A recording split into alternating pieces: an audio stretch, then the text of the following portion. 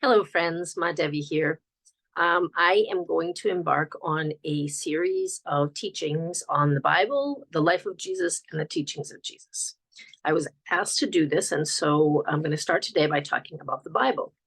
Now, you might know that there are many Bibles. This Bible is called the King James Version, and it has both an Old Testament, which is which are the holy books of the Jewish tradition. It has Psalms, Proverbs, and then the New Testament Gospels, and the epistles, and then the book of Revelations. So we're going to talk about each of what those things mean. But first, let's talk a little bit about the Bible, because you might find that there are many versions of the Bible. I was reading an article about, how do we tell what's true and which books are meant to be in the Bible. There's a lot of controversy over how did the four books of the New Testament land in the Bible. So historically speaking, we know that Jesus was a Jewish person when he was on the earth, and so the first part of the Bible that you would see, the King James Version, for example, will be those books of the Old Jewish Testament. So that starts with Genesis. And it goes in most books all the way up through Malachi.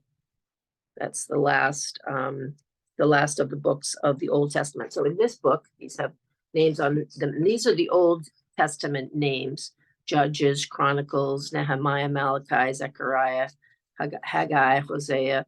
And within there are Psalms and Proverbs. And the Psalms and Proverbs are a little bit more like poems or prayers of praise and of prophecy and of prayer, supplication to God. God, we're having a hard time. Won't you help us? And reminders of how God has helped them. So the Old Testament is it's a good idea to read through it, just so you know. But this is the Judaic tradition. And in the Old Testament, in books like Isaiah, for example, and Jeremiah, there are prophecies about the coming of the Messiah. So in the Jewish tradition, they had the prophecy that a Messiah was coming. He was going to be king, and he was going to save them from all of their troubles. And and then when Jesus came, as we know, the Jewish people did not accept him, at least not all of them did not accept him as the Messiah. And that's why he was persecuted and eventually crucified.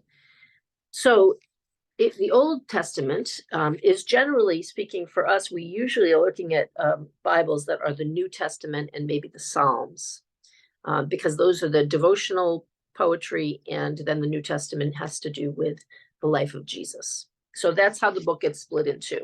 I have a couple other Bibles here. So the King James Version, and this version is the Oxford University Press version, which has different wording in it. So the King James Version tends to have thou and thee and those kinds of words that are kind of old English. Sometimes they're translated into something that's more modern. This New Testament is also translated to be gender inclusive and that kind of thing, which is useful, but it doesn't change the basic understanding of the Gospels. And when Bibles are made, when new Bibles are made by new groups, they're usually going back to the original text and retranslating them, and maybe finding differences in the way it's translated. So you can read different Bibles, and they'll sound a little different. And even if you Googled a scripture, say John 1, when you compare that across Bibles, you might find some differences in words. And of course, words matter and definitions of words matter. So the King James Version is pretty reliable. On the David Hawkins calibration scale, it comes out at 640. So that's above the 500 line of love that we're trying to get to.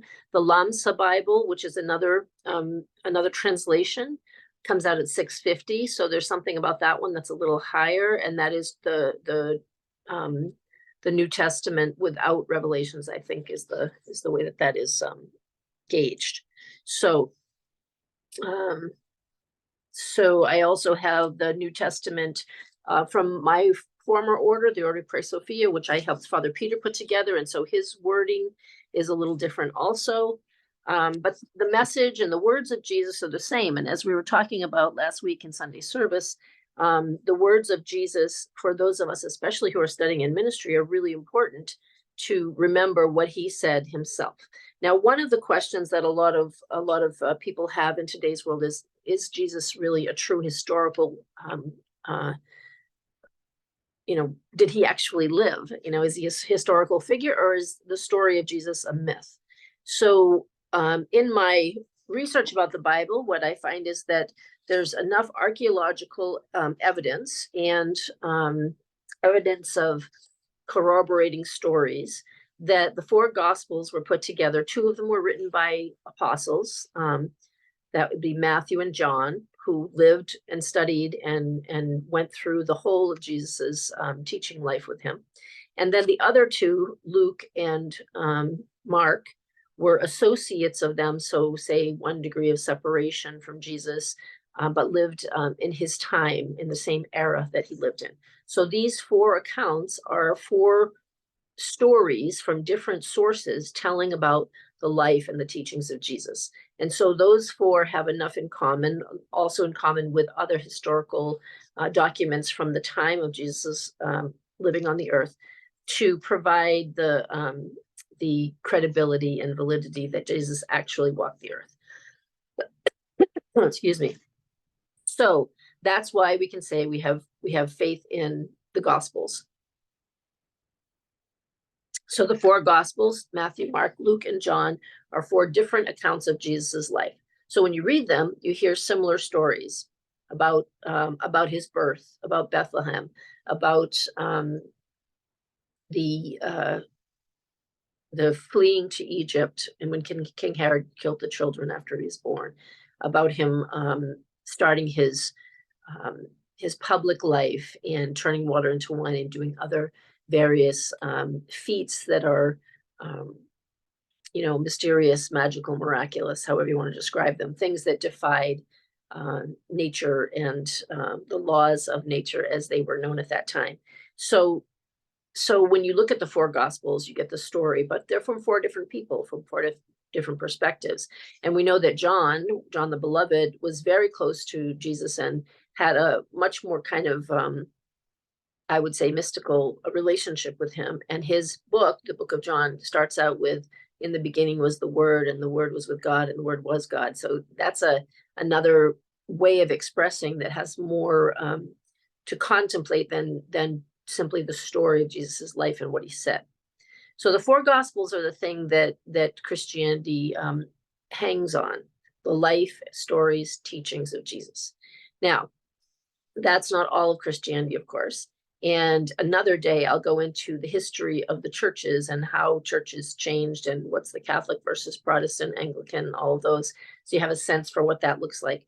But I want to just stick with the Bible today as it's formed. Some groups use other books in addition to the Bible, like the Catholics have a book that's the Catechism book and the doctrine of the church that determines how they practice their faith.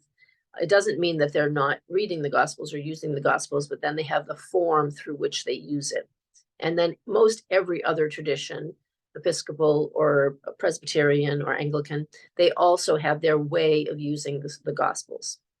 And that goes for people who are Protestants, and Protestants are those who protested against the Catholic Church and created their own denominations, starting with Martin Luther, who protested against the power and some of the practices of the Catholic Church of his day. So again, we'll talk about how all that panned out, but we can see that each of the new denominations chose to either interpret or focus on parts of the Bible. And so that's why you see them expressing Christianity in such different ways. So Catholicism and Orthodoxy, so the Catholicism and Eastern Orthodoxy are the two kind of, the beginning split was between those two. They're very sacramental, very mystical, and also have quite a lot of dogma and doctrine associated to them. That means what to believe and how to practice.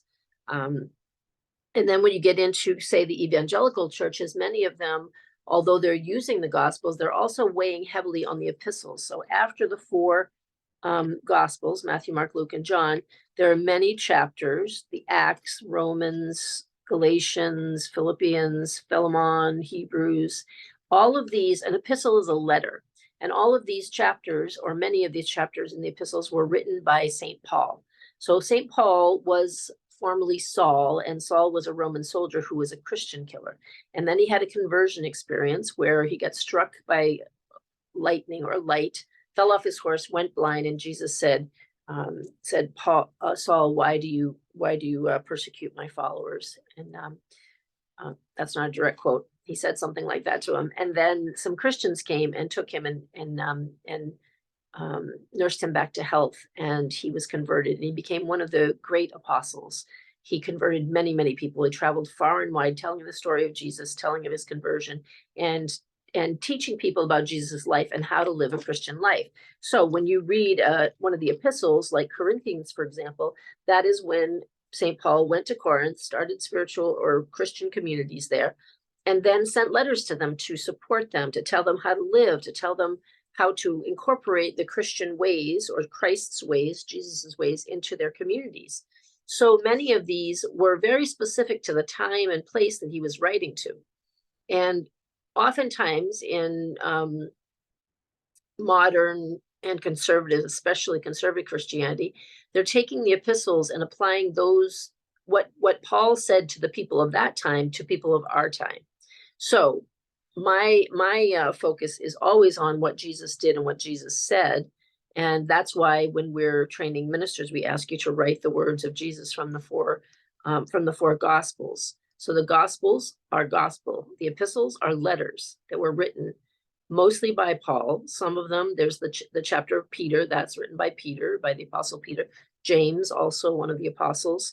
And then Revelations is a book of prophecy written by John the Beloved when he was in a prison. I forget the name of the island he was on, but when he was in prison, he had revelations and visions, and he wrote that. And that's what the book of Revelations is. So we focus mostly on the four Gospels because it's the teachings and the words that Jesus spoke, the quotes of what Jesus said. So that's why we mostly read from those. And the epistles, the Acts, Romans, Corinthians, James, John, and then Revelations, they have good information and good instruction. And also we have to remember that those were written in a time that's different from our time. And so, for example, many evangelicals who say women shouldn't be priests or ministers are taking that from the epistles where Paul said to a group in his time, the men need to lead for this reason. Of course, at that time, there was no space for a woman to be leading. We know that even the female disciples did not become apostles in his time because it wasn't allowable, And of course, we still have that in some places now where women aren't allowed to, but much of that, including in many of the conservative evangelical churches, has to do with what Paul said, not what Jesus said. Jesus did not speak out against divorce, against women being ministers, against gay people. He didn't speak out against any of those things. He told people how to live and to stay away from the things that distract you from God and goodness, and to have faith in him. The epistles were very specific to the time. And the Old Testament has other things in it that were specific to the time. And God's messages to the Jewish people. So Jesus came as the Messiah and as the new dispensation or the new guidance from God. The Judaic tradition, Abrahamic tradition, started with the 10 Commandments. Jesus says there's one commandment: love God with all your heart, soul, mind, and strength. And the second, like unto it, love your neighbor as yourself. So it got boiled down from the 10 to saying it's about love God, love your neighbor, love yourself. That's what you want to focus on. And in doing so, and in aligning ourselves with Jesus and the sacraments that are ancient sacraments, but Jesus reinstituted for himself, like the sacrament of Eucharist, the wine and the wine and the blood, or I mean the wine and the bread, or the body and blood representing his essence. Those are rites that predate Jesus, but he is using them again in these sacraments to reinforce that this is a way to be blessed by him. So that's the King James version, which is a pretty mainstream version. You might see the Gideon's Bible if you're in a hotel room and there's a Bible in the drawer. There used to be Bibles in all hotels. I don't know if there are anymore, but so each of these Bibles will have a little bit of a different take on them.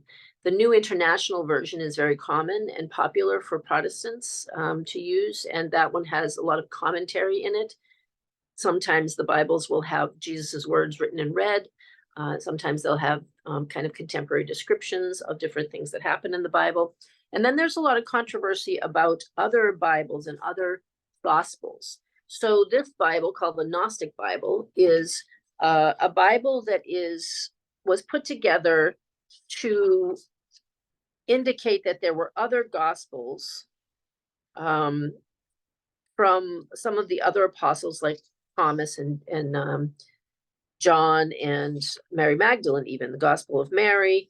So there's a whole bunch of other Gospels that were found. So these things that were found were writings after the 4 Gospels were sent out with the apostles as they went in all different directions to evangelize, and they were put together by agreement that they were all valid because they corroborated the story of Jesus. Then much later, a bunch of manuscripts were found at Nag Hammadi in Egypt. And so many of those, the Gospel of Thomas and the Gospel of the Beloved Companion, which is about Mary Magdalene's experience of Jesus, those manuscripts were found. And so then they were published, and people have questions like, are the 4 Gospels the only Gospels? Are these also true? Do they say things differently about Jesus? Do they tell a different story? And so those are things that scholars and others, I mean, I've read many of these Gospels, and I don't necessarily disagree with the fact that Mary Magdalene had a different experience than the 4 Gospels of the Bible represent. She was a female disciple of Jesus, and some believe a partner to Jesus. And then the Gospel of Thomas and others who are talking about other ways that Jesus taught that maybe were a little more on the esoteric or Gnostic side, which means the side of the inner experience. And as mystics, that would be this kind of the side that we would generally land on. I'm not so interested in debating which of the Gospels is true, which of the Gospels is accurate. What I'm interested in, for me and for those I want to know Jesus, is to say, using the stories of the Gospels of the Bible and other Gospels, we can see that Jesus had a particular character, quality, and ability. And in doing that, he taught people how to live a life of spirits in the material world, and how to help remind other people to do the same. And so that, for me, as a mystic, as a contemplative, as an academic, that's most important to me. So a lot of people want to argue and debate about the Gospels. They want to debate about Scripture. We call it Scripture. Like in Matthew 1:5, it says, and I don't really engage in debating about Scripture. And I don't debate about, is the Beloved Companion more accurate than the 4 Gospels? I say whatever is revealed to us over time is within God's auspices. None of it is accidental. So read the ones that you're drawn to reading. I'm sure that they will give you information and perspectives that are a little different that we want to think about. They don't negate the life of Jesus as represented in the 4 Gospels, although they do refute the use of only the Bible, what's been agreed upon that would be in the Bible, the books of the Bible, the 4 Gospels and the rest of it, that people who are very conservative say only the Bible is true. That's it. It's the only thing that's true. So every other thing would be heretical, Like you wouldn't read those other things because they would lead you astray. So that's not my belief. That's some people's belief. I love the Bible. I know the Bible very well, and you'll be learning about it as I talk to you more about each of the Gospels and the epistles as we go through this series of short lessons um, on the Bible history, the story of Jesus, and the teachings of Jesus. So I will do these little things in snippets so that you can get a little bit of information about it. And when I post them, I might post a link or two for articles that you could read more information if you wanted that. It's always good to do your own research. And even though I'm saying these things, you can certainly Google the history of the Bible and see how it was written over time, how the four Gospels were transcribed over and over and over again by the scribes, the monks in the Christian church and the Catholic church to make sure that they were accurate, and they stayed accurate over time before printing presses were invented. And also information about the Jewish tradition at the time of Jesus and what was happening. And as we know from the Gospels, the Jewish tradition seemed to have been corrupted, just as we see sometimes in Christian churches today. And so it was corrupted, and there was power and money involved in it, and prestige, and a lot of people were suffering, and then a small portion of people were benefiting from that structure. So we see that in today's world as well.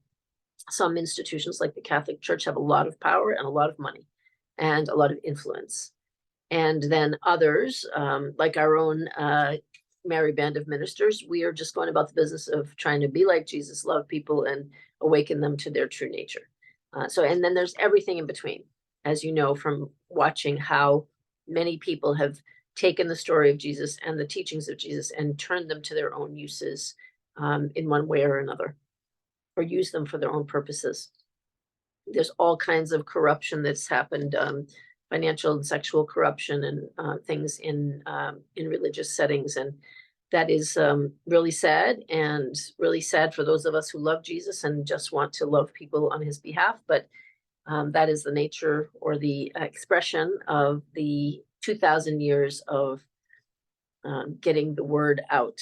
And so people take that word and they do what they want with it. And so our job as mystics is to know the Bible so that we know from whence we come, to know the story of Jesus, what he said and what he did and what he taught, and then to understand how his followers, especially the early followers that show up in the epistles, spread the word of Jesus to other places, to try to continue sharing the good news that we can be free in spirit by following Jesus and by opening ourselves to receive his blessings. So there's the short version of what about the Bible. We've been using a small book that many of you have that is the New Testament and Psalms, and it has some kind of icon images on the front cover of it. And I feel that that's a good version to go from. And, you can choose the one that you feel suits you and your ministry or your beliefs about Jesus.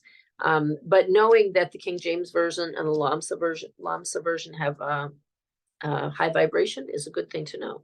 And so then you can focus on those. And when I was reading about St. Gertrude, there came a point in her education. She was very, very smart and well-educated, intelligent woman. And she stopped after a fashion reading everything else and only read the Gospels. And so that became her book. And it came alive. The living word, the Bible is called the living word. It came alive for her and fed her spirit and her experiences of Jesus for the rest of her life. So there are lots of ways to do this. We use the Bible sometimes in Sunday services. I recommend that if you haven't read it, that you read it. Even the Old Testament, which is a little hard to get through because of its historical structure, but it helps put the framework of the generations of peoples from from whence Jesus came, the house of David and all that.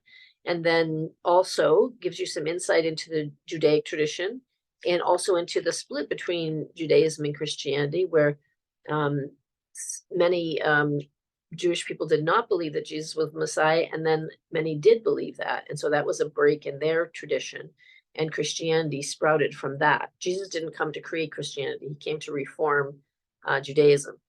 and what happened instead is the Jews who said that's not the Messiah continued with their tradition, their prophecies and their practices, and the Christians went off and did followed the ways of Jesus and had their practices and tradition, and then that split and split and split and split, and that's why we have so many Christian denominations in the world today. So there's a little snippet. Hope that'll be helpful to you, and then we'll start looking in more detail at each of the books, and also the timeline of Jesus, the history of what his life was like, where he went when, and when we begin Lent in a few weeks, we'll be looking at more of that as well. So I'll continue with this series on the Bible and the life and teachings of Jesus. See ya.